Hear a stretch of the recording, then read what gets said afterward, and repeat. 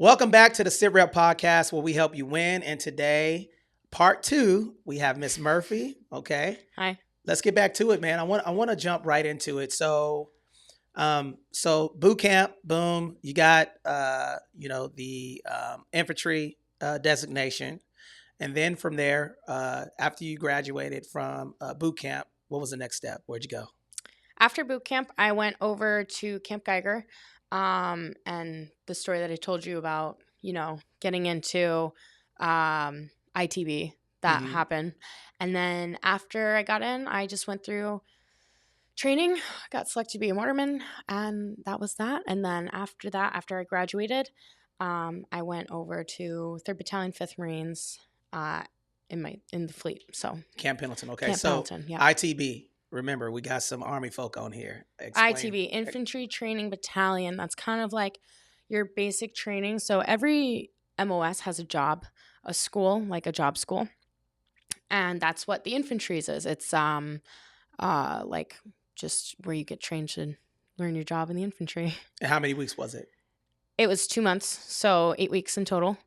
Yeah. Okay. So, did you have any challenges? What was the hardest part about ITB? Oh man. When did you go, by the way? Was it When cold did I or go? hot? So no, I went in the dead of summer. I started boot camp in April.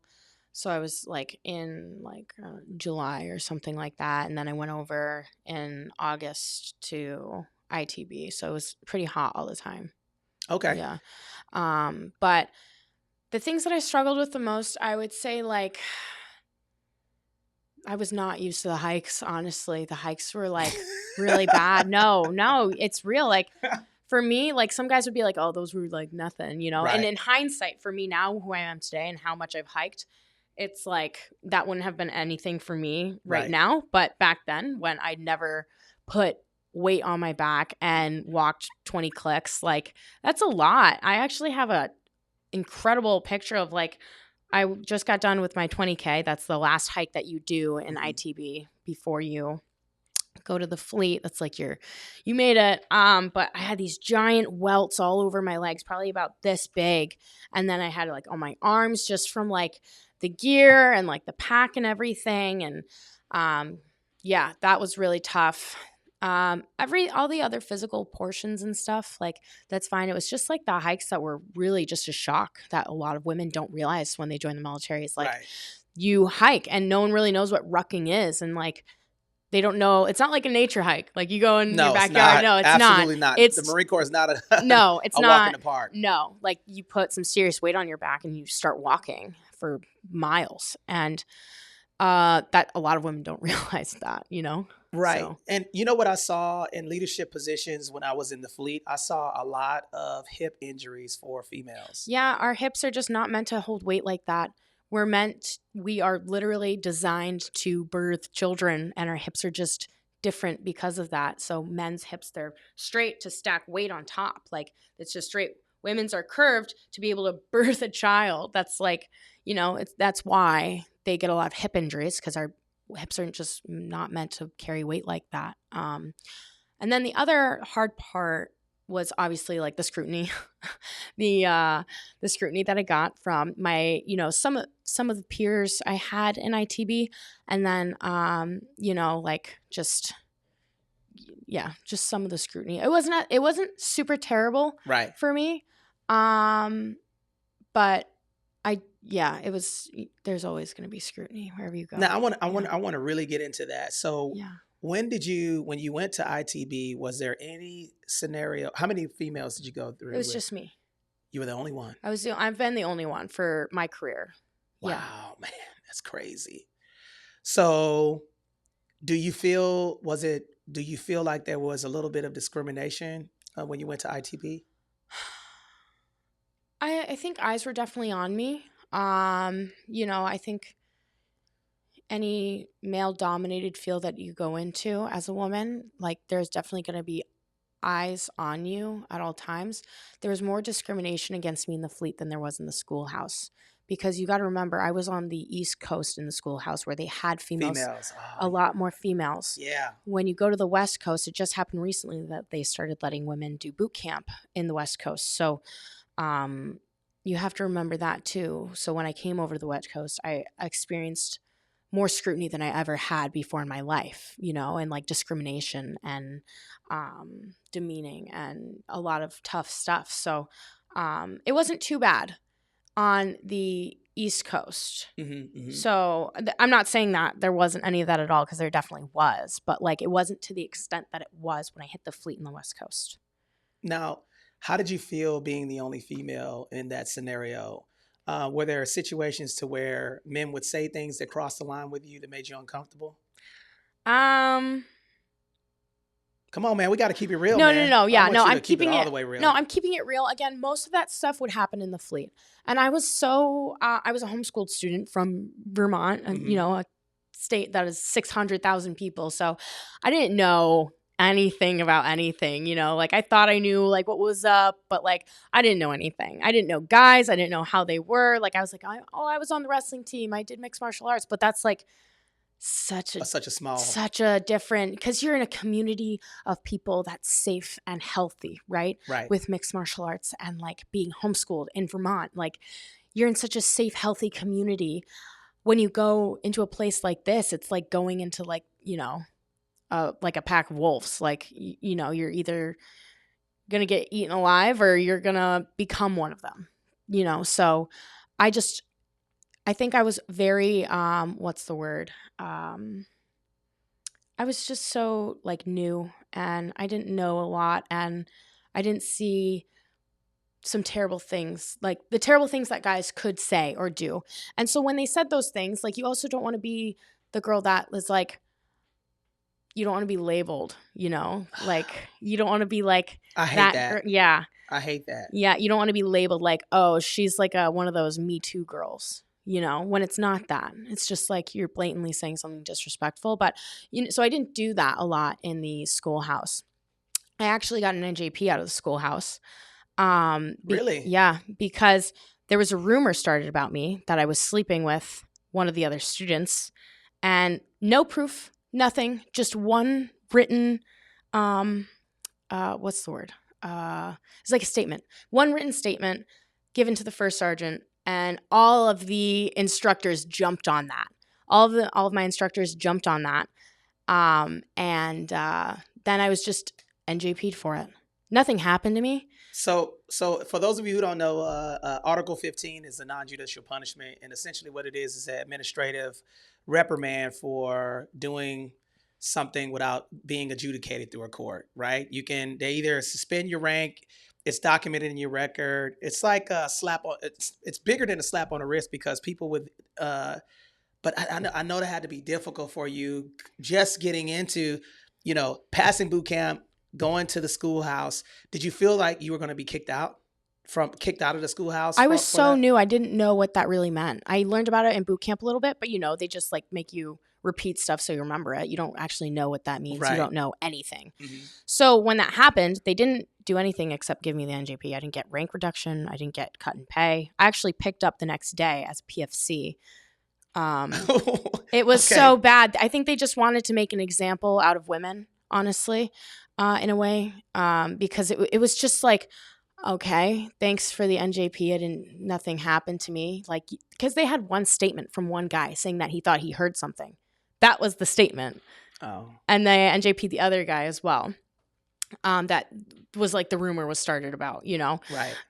So, yeah, nothing happened to me. And when I got to my unit, my first sergeant at the time was just like, okay, like, well, that's fine. We don't care. So I wasn't worried about getting kicked out or anything, because they didn't even drop me or anything. I was like, okay. Yeah, okay. That's it. So now you graduated from ITB, and then what was the next step? What did you go next? And the next step was getting in the fleet. I was originally supposed to be stationed on Camp Lejeune. But all 24 Mortarman's orders got changed to go to 3-5 West Coast, because they were hurting for guys so bad. So right. I went over to 3-5 on Camp Pendleton in the 62 area near San Clemente. And yeah, that was the next step for me. Now let's really unpack this part, right? So you're the only female. What about now? How many females are in actually in your platoon? Me. That's it. I'm the only female in my company right now. The whole company. The whole company. And There are that's other around 400 people, right? It's pretty small right now just because we just got back from deployment. So people are leaving, EASing, numbers are thinning, but usually around, probably a couple hundred to a few hundred people. Okay. So let's talk about let's go back a little bit, a couple of steps back, because I know that there's I saw a lot of stuff in my phone that you sent me. How did you feel about that? Getting, all of the notoriety and the publicity for being, a female going through that transition or the billet. Do you think it was political, or do you think it was? How do you think the Marine Corps pictured it? I mean, how do you receive it from that?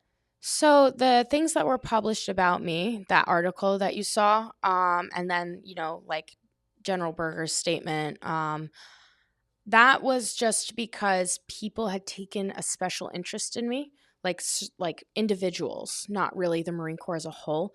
Individuals took a special interest in me, like the girl that wrote the article about me, Karis Mattingly. I was on ship with her, and she just really got inspired to write this story. So it was just people. It's the lore of it. It's the lore of being a female infantryman. It's interesting and different and like kind of taboo. So I don't think that I mean, the way that I explain it is like, I'm not special at all. I'm not special for doing the job that I do. There have been thousands of guys that have done exactly what I've done. Hold on. Wait. I have to say this. You might believe that, but once you go outside of it and you're on the outside looking in, you have accomplished something that most men weren't able to get through. No, I'm not saying that I haven't, accomplished a lot. I have. But there have been thousands of men that have done exactly what I've done. Right. And I'm not going to sit here and rob them at that and tell them I'm any more special than they are. I'm just unusual. I'm unusual. I'm not special. I'm just unusual. And yes, I worked hard to get here, but so have other guys. I may have had to work a little bit harder than most people, most guys, a lot harder than most guys, but but that doesn't make me any more special. Right. So now you said the fleet was much more difficult. Yes. In regard to discriminating yes. against you as a female infantryman. Can you give me some examples? So right when I got there, my master sergeant, he told everyone in my company, because I was the first female infantryman in my company that was coming over ever. So he told everyone not to talk to me. He got everyone in the company, was like, don't look at her, don't talk to her, don't do anything, or I'll chop your penis off. That's what he told a whole company of young men. And so there was that. There was the scare from the, chain of command. And then there was also the fact that my senior Marines, your NCOs, they just didn't like that I was there, because male pride is real. I think all pride is real. Whether it's male, female, everyone has pride, but especially men that joined the infantry, the Marine Corps infantry. The Marine Corps infantry, especially, that pride is different. Right? It's a way stronger, more protected pride. And for me to come, I think my NCOs just almost were insulted that I was there, because they were told by their NCOs when they were junior Marines that they would never get a female, that would never happen. And it did. It happened, and they hated that I was there, and they didn't want me there. And so they influenced my peers not to hang out with me and not to speak to me or talk to me, not because they were scared that they were going to get in trouble. Even on Liberty? No, I was very alone for a long time. I was very lonely. So I didn't have any real friends. And even when I did make a friend, I had one person say, I'm sorry, I want to be your friend, but I just don't want to get in trouble. So I can't talk to you anymore. And so I was like, well, I guess I understand, which, at the time I I didn't know what else, I was like, So you're like in the barracks on Camp Pendleton, and then your off time, you had really, I mean, what did you do to pass time? um, I had like maybe one friend that from ITB that stuck with me. And he tried to spend as much time with me as I could. And, I would try to hang out with people around the barracks and stuff, but I'd really just be on my own. I'd work out and, I'd watch movies or read or paint or do something fun. Right. But I never really involved other people. And when it did, it was more because they were not because they really wanted to be my friend or hang out with me because they liked hanging out with me. It's more just because they wanted to either get somewhere and they had other intentions, or because they were just like curious. And then I would never hang out with that person again after they, got to know me through like one time. Like they were just like curious because everyone was like looking at me like I was an alien, or like either scared to talk to me, Right. or like unusually curious. Like guys would try to hang out with me in like secret because like just as friends, because they wanted to like see what I was about, but they didn't want to get in trouble. Right. Like, and that's not even in a weird way, in a relationship type status or any like pseudo-sexual way. It's like just literally hanging out, yeah, that I was very lonely. I was very ostracized from everyone, just because like the guys from other platoons, the NCOs from other platoons didn't want their juniors to get in trouble because what they had heard. My NCOs, however, just didn't like that I was there and that I was a woman. Now, one thing that I noticed is that the Marine Corps, it has to evolve, right? Yeah. Do you believe that, what is something from your perspective that you believe that they can work on or you think that they just need to completely, earlier you said that you don't believe that females should be in the infantry. Okay. Do you think that they should just scrap the program, or what advice would you give the Marine Corps of some of the things that they could work on? I think that females can do an amazing job in the infantry. Don't get me wrong. I think they can conceptualize well and they can do the work. Like I've seen, females outrun, outstrength, a good group of guys, but emotionally and socially, mentally, they do not thrive there and they are going to suffer. You are going to suffer, even if you can do the work, and it's going to hurt. So I don't know if there's anything that they can do because any female in a male-dominated position, I will never be one of the boys, ever. And that's just a fact that I stand by. And it took me a few years to come to that realization and accept it, because you want so badly to be accepted. That's all any human wants, right? Is to be accepted into a group and wanted, So, but what I realized is like, you will never bond with me as a friend the way that you would bond with another guy in your platoon going through the suck with you. Like I could go through something excruciatingly hard with you, but you will never ever bond with me in the same type of way that you will bond with another man. I never, this is so interesting to me because I never would think that, you don't think about these things. No. What I was thinking about, like how going through those things with training and everything else, how safety would play a part in training and stuff like that, but I never thought about the other. It's such an emotional thing, honestly. It is. And like guys will be like, it's not emotional at all, but that's like their tough guy act. Right. Guys are programmed to think like that, especially in the Marine Corps infantry.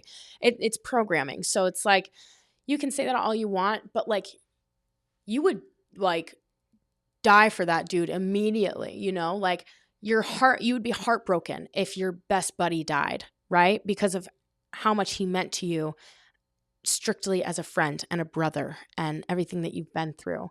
And I'm not saying that there aren't men, like I don't have people that I care about, but it's just so different. And he'll never be able to connect with me. I don't know why that is. I still have yet to come to the conclusion of what exactly it is that makes them bond in such a different way. Right. Maybe someone much smarter than me could answer that. But I will never be one of the boys. No one, not one female will ever truly be, because you're going to limit what you say around me, no matter what, no matter how close we are, no matter, what we've been through together. there's just stuff that you will say to men that you will not say to me. And that doesn't matter how close we are. It just, you know, and, you know, like guys in the infantry, they say some pretty messed up things all the time. Yeah. And I've heard a lot of it, Right. but I know that there's just some things. So you think there's an extra filter around the culture of the infantry, specifically because of you're female? Yeah, I think that guys are just not comfortable in that way, because I think that immediately what it goes to, oh, there's a female. I'm programmed to hit on said woman, you know, like, yeah. you know, that's, and immediately, you know, that's just, they've been, you know, guys have been programmed to do that. And it's like, they will never see you as a friend, not because they want to, you know, date you. Well, they could see you as a friend eventually, but like your immediate response is, oh, let me, you know, hit on this girl and see where it goes. That's your natural response, right? And once that doesn't happen and you know that's not happening, you don't have that same connection that you would with a guy, right? Right. Well, let me ask you, but here's what I would propose, and I'm seeking understanding. That's why I'm asking you this. There's also MOSs where you have to be. What is the difference between working in a supply shop with females? Is it just because that culture within the grunt community just has no females? Yeah. That's it? I wouldn't say that's completely it. I think that the stuff that infantrymen go through, it's really hard. And physically and mentally. Physically and mentally, it's brutal. And you really trauma bond together, you know? And yeah, I think true. Yeah. when you work in a shop like that, where you're in an office setting, there's not much of that. And so you can work cohesively, like as anyone else would in civilian world in an office, like, you know, but it's a different kind of bonding that infantrymen do. And I've seen it happen with guys. And it's like, yeah, it's just trauma bonding. Yeah, I want to say it's like what you go through, like what infantrymen go through, that's like different than what a non-infantryman. Completely understand. Completely different. So what is the hardest thing that you had to go through with being at 3-5? That's a good one. There's a lot, but I was sexually assaulted in 29 Palms at an ITX. And it was really tough. I was a junior Marine and it was one of my senior Marines. So, that was really, really tough, because it wasn't just that I couldn't get out of there because I was in 29 Palms. It was also like, you know, like my NCOs already didn't want me there. And then this happened and I debated whether or not to say something about it. And then I was staying in the female hooch because they had separated me, which is something I don't think you should ever do if you're going to have a female. But for the first time, they separated me. And so I went back to her and she was like, you need to say something about this. You know, she was like in a different working place. Anyways, but she's like, you need to say something about this. So I did. And it became an NCIS case. And it was very public. And that wasn't good. And, you know, I was a junior Marine. I was a PFC, so I didn't really know how to handle any of it.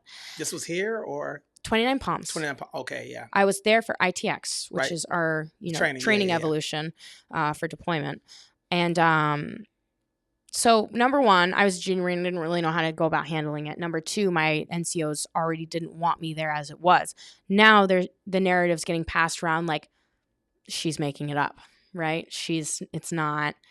Like, they don't want to believe that their brother, their boy, their person, like, did this.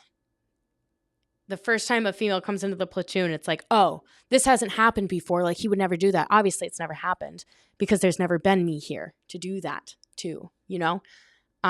So that was hard just because I was, like, ostracized further, you know? And it was tough and no one understood what I was going through and I couldn't connect with anyone, because no one really knew.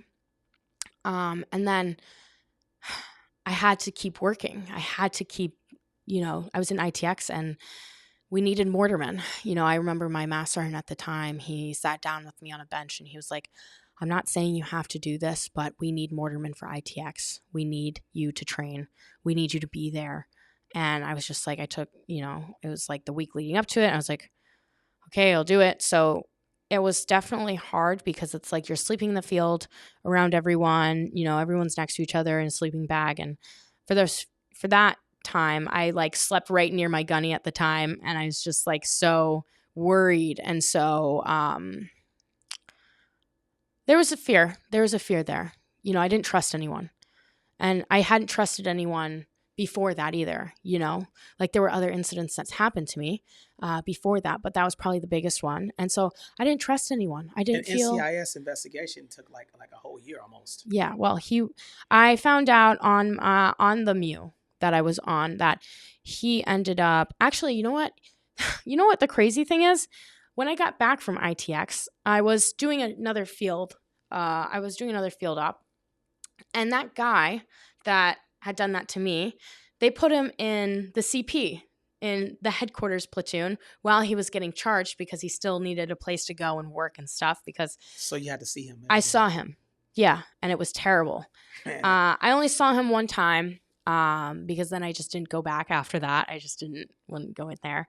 And it was terrible, but he ended up going to the brig, and then he was also kicked out because he had, from what I was told from my lieutenant colonel at the time and my sergeant major, that he had raped a girl out in San Clemente after that, following that. So that also proved to everyone else, like, wow, he probably did do that. And so he had to go deal with civilian authorities, and that guy's, out now. But, and I don't know. I don't really I'm care. sorry that happened to you. It's okay. No, don't. Everyone says that. It's not your fault. It's not my fault. And this is the thing about it is you're going to get sexually assaulted in the military. You're going to get sexually harassed. That's something that I wanted to say coming on here. No one tells women that. I'm not saying that the military isn't a great opportunity. It is. It's such a good opportunity, but you're going to get sexually harassed or sexually assaulted in some way. Wow. It's a fact. And it's not acceptable. That shouldn't be acceptable. But you have to know that going into it, because you talk to any single woman that has been through the military, infantry or not, she has had something happen to her in that capacity. And they don't. A lot of people don't. And this is one thing that I learned about. There's a lot of people that, man, this. I have a daughter. Yeah. Okay. And just thinking of a scenario like that, it's very disheartening because, these are the unspoken secrets about being a service member, a female service member, that a lot of people don't. So it takes a lot of courage and I commend you for speaking out, because we have to do better. Yeah. We have to. We got to do better, guys. We have to do better with this stuff. And then if there's a scenario, listen to me. If there's something that happened to you, or you, even if it's the insinuation of something, you guys have signed up to support and defend our nation against all enemies, foreign and domestic. And if there's a scenario that happened to you, you need to report it. I don't care how uncomfortable it is. You're going to have to go through that process. And I think that, it's important to hear you say this, because there's a lot of women that have been in, and men. Men. I was just going to say that. Been in a scenario that they don't say anything about. And men, yeah. That's especially important because people don't think about that. Men are sexualized all the time too, and the whole thing of it is guys do that all the time to each other, especially in the infantry, as a joking way, but sometimes it's not joking. And, not just in the infantry, but it can happen to dudes too. And it has. Have you seen it? I think it's all about context, honestly. If someone doesn't, I've seen it happen where someone's like, God, this makes me uncomfortable, but I just, keep letting it happen. It's okay. It's okay. It's it's just what guys do. I've heard that before. So, but I've talked to guys where it's happened to them and I've seen it, and I'm just like, man. But if you say anything about it, what's wrong with you? Come on, dude. We're just messing around, and you got that type of pressure on you too. So I feel bad for guys in that way because they're so pressured to be like everyone else and not really be independent and have their own mind about things. Now, since you've been, you have reached the rank of corporal. Yes. NCO. Yes. What are your responsibilities as a mortarman now? I'm almost out, so we've let our junior Marines take over, and so I'm just kind of floating around, helping out where I can. But I don't really do anything right now because I'm getting out in 2.5 weeks, so I'm good. But when I was in my prime, I was in the FDC, which is the Fire Direction Coordination Center, and that just is like how you would get the mortars to land where you want them to. That was my job. I also have a gripe with that too. I was forced into that spot. I wanted to be a gun monkey. I wanted to be shooting. But they didn't let me because they were afraid that I was going to get, hazed and hurt. And there's so many other factors that went into that whole scenario too that were just like not good. I think the whole idea, hold on, let me finish my thought about what I do. I was a chief for a long time, so I chiefed for a long time, and then I just, was also primary plotter and things like that. But going back to what I was saying was, you just need to leave women alone. Just leave them alone. Let things happen to them naturally.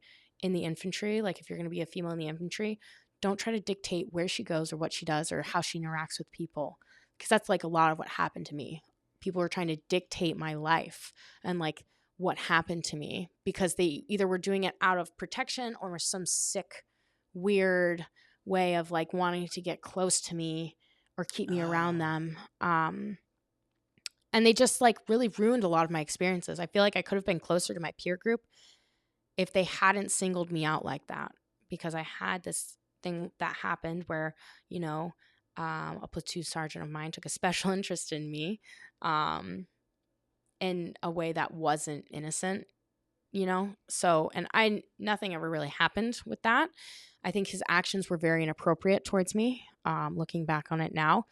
And, you get there, there's a sergeant in your face. You're just like, right. And you didn't know what to do. And I already, and then that's another reason why my NCOs hated me, because of special interests.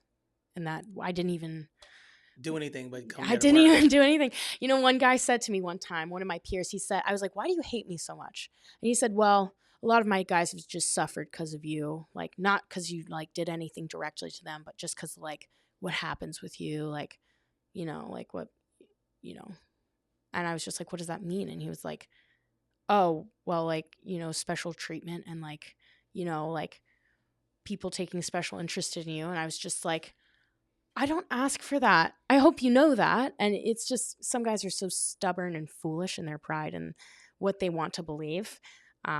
Those are the guys that mainly don't want women there in general. But, so. Now, what advice, if you were Miss Murphy checking in, PFC Murphy checking in to 3-5, what advice would you give her today? I would give her so much advice. Just be vicious, because that's how I got by, and I would have done that a lot sooner if I had known how vicious you have to be in, like, because I have this reputation around me that I ruin guys' lives, which is something that I like. I'll have that floating around about me. That's because as soon as something happens, I'll report it. That's good. As soon as something, that's a good thing. Anything that I feel like is demeaning or disrespectful, uncomfortable, like I am so fast to report stuff now, it'll make your head spin. But that's because you need to cut it off as soon as something happens, even if you think that, it's like, oh, that was nothing. Like, no. If you're uncomfortable with something, you need to cut it off, because if you give them an inch, they'll take a mile. And then, worse stuff happens, like I experienced. So you just have to absolutely, as a female in the infantry, you have to stand your ground and you have to be vicious with it, even if that doesn't make you popular. What made me not popular before was that like guys were scared of me or didn't like that I was there because I was a woman. Now I know a lot of guys are scared of me because they know that I will like, they're scared to like, talk to me because they don't want anything to happen. They think that I'm going to ruin their lives. But all you have to do is do what you're supposed to do. Just and be a freaking professional. That's it. And have the same damn standard for a female and a male. Like this is asinine to me, man. Listen, it's no different. If a person shows up, treat them like an employee. That's it. You're working, you're there. you're not going to say those things. Why are you doing it different? Because it's a gender thing. It doesn't make sense to me. I don't understand. I have a lot of ladies that work here, and I make sure that they have a safe environment and to thrive. And I think that that's important. Like, I think where it's tough is because the balance is guys are like, oh, I can't mess around and joke with her like I do one of the guys. And I totally get that. But there's a difference between calling a woman like, you know, saying, oh, like, stop being a bitch. Like, you know, like, stop. You've heard that over your Marine Corps career probably. Like, oh, don't be a bitch. Like, you know, like, just like saying like, don't be a wimp, right? There's a difference between you're a bitch. Like there's that distinct difference, and I can hear it as soon as it happens between them referring to my gender and then them referring to something of equality, you know? Right. And that's like a lot of guys' excuse for not wanting females, but you can still like joke around and like have a good time. And I'm not one to like get offended easily at all. You know, I've heard everything under the sun. But whenever you start speaking with ill will or malice towards like something that I cannot change and something that's just like that should be normal and like you shouldn't speak on, or if you start coming at me in like a really weird way, like just don't be creepy, you know? Don't be a jerk and don't be creepy, right? That's it. You can still joke around and have fun and like, you know, bring a woman into the group, but like. And what's crazy is that all of these men were born from their mother. Like, I don't understand it. Would you say this in front of your mom? Then why are you saying it here? Like it's not, well, you know, it doesn't, you know, I don't understand. And I understand, oh, it's the culture, right? Well, culture evolves, you know, there was segregation. There was all types of other stuff. Right. You have to evolve. You have to. That's the only way that you can grow. It's not only that, it's that the Marine Corps is kept in this repetitively toxic culture because it's a machine. Like you can't set a culture because they never keep you in one spot, right? You can't be the person to like make a really great group of people because they never keep you around, right? You need like a constant like group or person to create a healthy culture and healthy culture habits. But with the Marine Corps, it's like you're constantly turning people in and out. You break relationships, you break cultures, you bring other people in. You break people too. Yeah, you break people too. And so it's like the Marine Corps is never going to have a healthy culture because we've set this toxic culture as our standard and all over the Marine Corps. And as soon as someone tries to change it, they're gone. You know, they have to go somewhere else. They have to, you know, PCS, they have to move to a different unit or like they have to go to school or, you know, like, so there's no like stability in there. And it's true because I've been out since 2016. 2015 was my last time on the base and the Marine Corps has never called me. I haven't gotten any phone calls from the Marine Corps, right?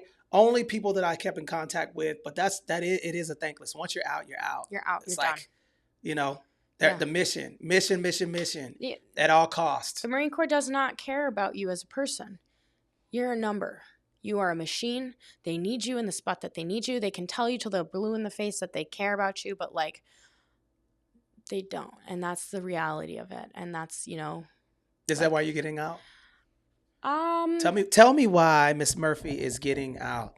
This is what I want to know. I'm getting out because I said I would do this thing, and I did it.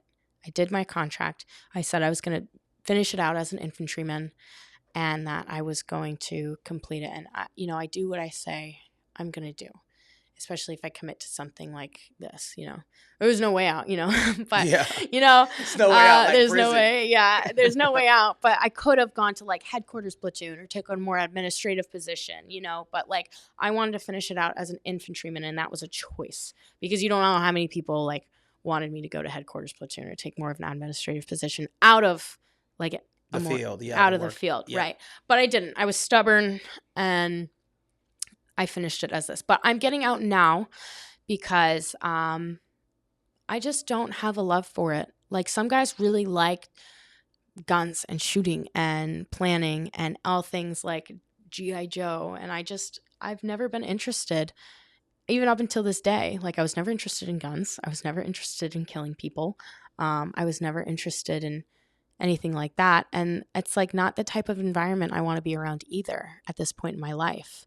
I want to be around people who are motivating and inspiring and who want more than to just sit there and go to the field and play video games. That's their whole lives. I want more than that. I just want a solid group of people to surround myself with. And do you believe that, so your peers, like the people, based off you being a non-commissioned officer, do you see Marines staying in or do you see them getting out? Why do you feel that Marines are getting out? Because I know that, well, we met quota, obviously, but I know it's a lot harder than it used to be. Yeah, attrition is terrible. Right. So from your perspective, I'm speaking on your peers, not you, because I understand why I would get out because you endured so much. But why do you believe that male Marines are getting out? What do you I hear? think there's all types of reasons, but number one, again, it's like they're treated like crap. They're treated like crap in the culture that the Marine Corps has. Again, like the Marine Corps doesn't care about you as an individual. There are some people within the Marine Corps that do care about you, but that's just one person. And sure, you're doing your part in the Marine Corps, but after a while, it's like, you're not going to change the whole Marine Corps. It's just not going to happen as one person, right? Right. And especially if you're already in the Marine Corps trying to change it, it's really tough. And so guys are just tired of doing a thankless job, breaking their backs. And it's just so repetitive. It's like Groundhog's Day all over again. You do the workup, you go on deployment, you come back, you do the workup, you go on deployment, you come back. There's nothing more to life than that, right? And then you go to, you get histed and, some people love it, some people live for that stuff. Mm-hmm. Which is great, good for you. But the majority of guys, I think they're just tired of it and they want some real purpose or meaning in their life than, what they're given. And I think it's just like not a good environment to be in right now. And like war is a huge thing. Most guys that go into the infantry sign up to kill people. That's just the fact of it. That's what they're there to do, and we're not in war. And a lot of guys are getting out because they're not going to war.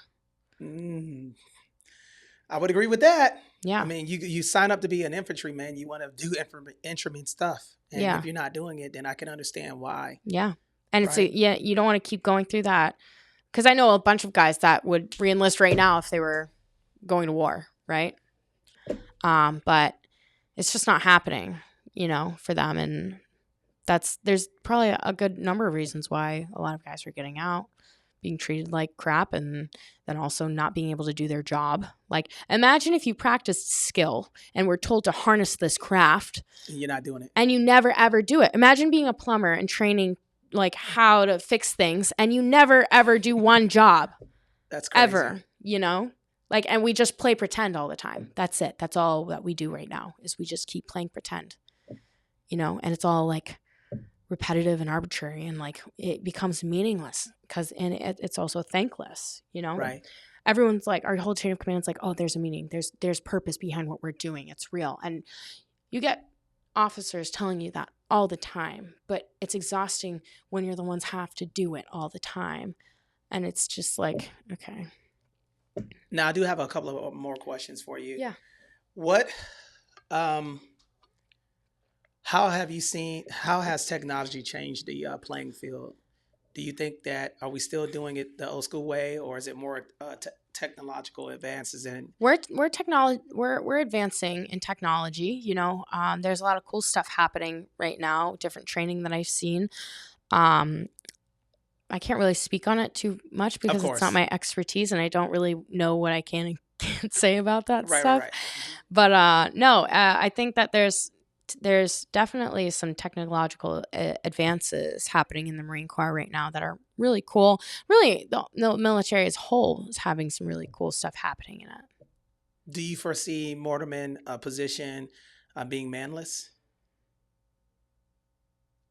No. I mean, the only way... No, I don't, honestly. Because, like, drones drop from above, right? So if you're thinking drones, it's like they're doing some stuff with that, but mortars they'll always be there. Okay. Now, transitioning out, what are you going to do? I am going to. She's like, I'm going to chill. I'm going to go to the I'm going to beach. chill, right? Yeah, I am and ready. I'm going to drink a lot of beer. Yeah, exactly. Just before I answer that question, one more thing that I do want to mention that I need to make sure I put out here is like, it's not the guy's fault, right? Mm-hmm. It's not men's fault that women are treated this badly. I think they add to it, like, but they're ignorant, right? I think a lot of men in the infantry are ignorant because they will never understand what I'm going through. And how could they, right? How could they understand what I'm going through? The only person that I've ever met that's ever understood like me completely is my friend Jaden Pato. She was a rifleman in my unit in a different company. Right. And like, she's like, as soon as she started talking to me, I was like, wow, I've never had someone like know exactly what I've been through. Is she still in, or she's out now? She's out. Yeah. She's doing great. She just had a kid. But she really just, you know, that was the first time I ever felt that connection that I think a lot of guys feel towards each other. Mm-hmm. Right. And I just wonder how different it would have been if I had that sooner, if, you know, anything would have been different. But I don't blame like my peers. You know, I don't even really blame my NCOs. You know, their actions weren't okay, but it wasn't really their fault because they're ignorant. They could never understand or put themselves in my shoes and fathom what I've been through or what it might be like for me. You know, I'm not excusing them of their actions, but you got to think about the male brain at that point too. It's like 18 to 22-year-old male brain is not mature enough to realize what you've realized. Learning, you know, exactly. They just they think a lot with their like the lizard brain, the reaction brain, the you know, emotional, like how I feel about this, you know, not really logical discernment of what might actually be happening with me. So I don't blame men. I don't blame anyone for what happened. I think it's a culture thing. I think that's what they've been fed. And I think it's just ignorance, and it's not, you know, it's not completely their fault. You know, actions are not excusable, right? If you do something or if you say something, that's not excusable. And I'm not excusing my NCOs or my peers for having treated me any certain way. But does your father know that you went through all of this stuff? He knows. I would say he knows a good portion of it. I don't think we've ever talked in depth about it, but he knows of it. And you can't, I see you right now. I see you in your eyes, like you're thinking about like what you would do if you were a dad, right? And like kill someone. Right. Honestly, I'll be honest. Look, if anything was to happen like this to my daughter, I would kill someone without hesitating. Yeah.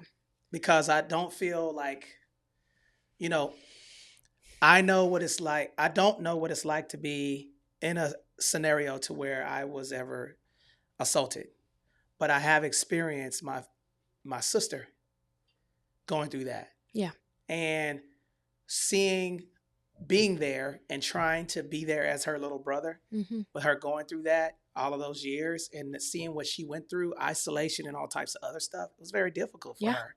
And trying to reach for someone who's secluding themselves because of that experience is not cool. And she will live with that for the rest of her life. So the Marine Corps needs to fix it, you know? And I believe that if they're going to continue on to this path with putting people there, they need to have more people. So you have a family. They need more people in that position, or they need to scrap it. That's it. Because how are they going to be able to deal with that if it's churn and burn? If you don't have anyone to interconnect for a turnover on how to deal with things. Yeah. So it has to be somebody there before they bring on another female in there. If there had been a female enlisted, there's no one when I got there except for, you know, this one corporal who was intel, and then this her junior Marine, which was also intel, which was, you know, like not infantry. But like if there had been someone in my company, in my platoon, that was an infantryman, and they were like, because as a junior Marine, you don't speak to anyone, like at least how it was for me. It's like you don't go up to anyone, you don't talk to anyone. Like you only talk to your squad leader, and that's it. Like that's all you get to talk to, right? You don't go up to a staff sergeant, you know, and ask for help, you know. So if there had been a woman there that, you know, had been in my position and was like, I'm here for you and I will show you the way, And you got to keep pushing that, you know, like you can't just say, oh, here's your list of contacts that you can, you know, if you have They trouble. have to be present. They have to be present, and they have to keep checking in. Because me as a junior Marine, I wasn't going to, I was withdrawing and holding everything in and just, you know, like doing what I thought I should, you know, because I didn't want to open my mouth anymore and, you know, just be hated even more. Right. So you need to be present and you need to keep checking in. Like if you're going to have women in the infantry, it's so important to have female enlisted there to help guide that woman, you know, and help her through that experience.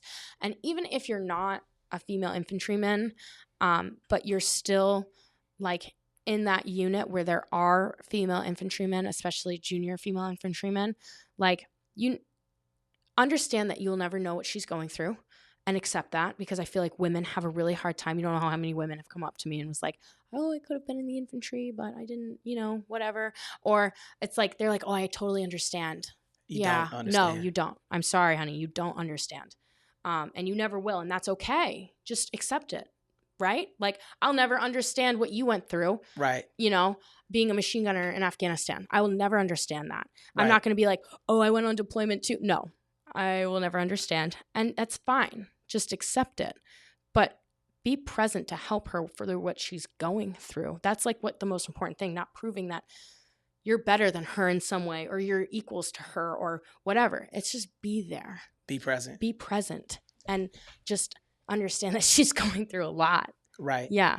Now, I do have a question. So the transition, I know you said that you're going to be working with your father, right? Yes. So my dad is a great man. Mm-hmm. He's doing some really amazing stuff in the world. He has his organization called Sweethearts and Heroes. It's framed as an anti-bullying organization, but it's really much more than that.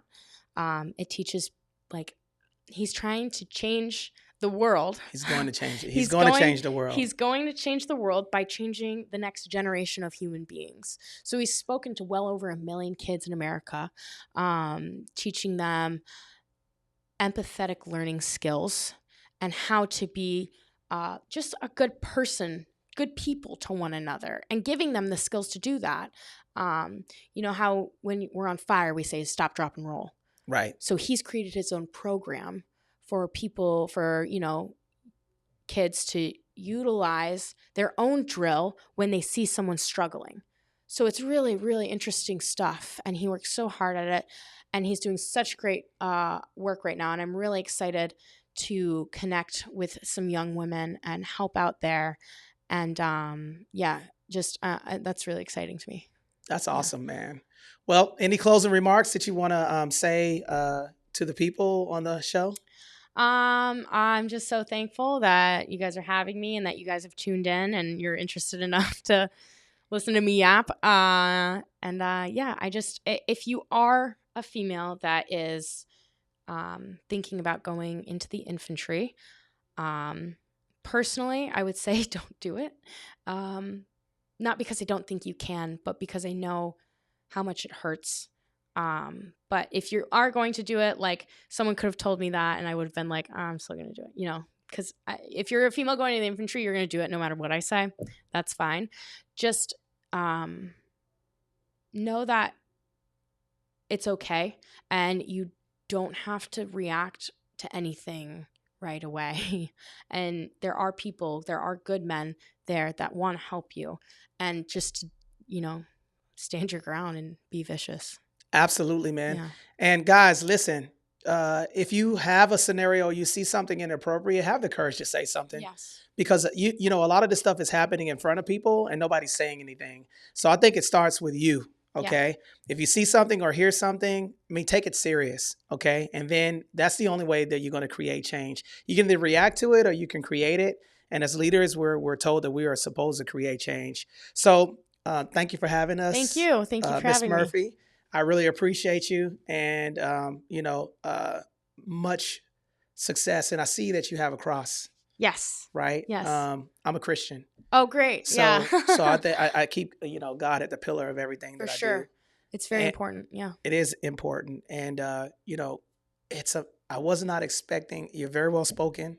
I know you're going to go far in business, and I'm excited to see you grow. I feel like I'm interviewing a star, y'all. No. It's going to happen. I got a feeling that this is something don't forget the little people that, not Anthony at all. Glenn from Atlanta, Georgia interviewed you first on the Sit Rep podcast. Oh, of course. So guys, make sure that you like and subscribe. You can reach me at anthonysocial.com. Okay, on the Sit Rep podcast, and leave your comments below. Thank you for having us. Yeah, of course. Thanks, everyone. That's it. Yeah.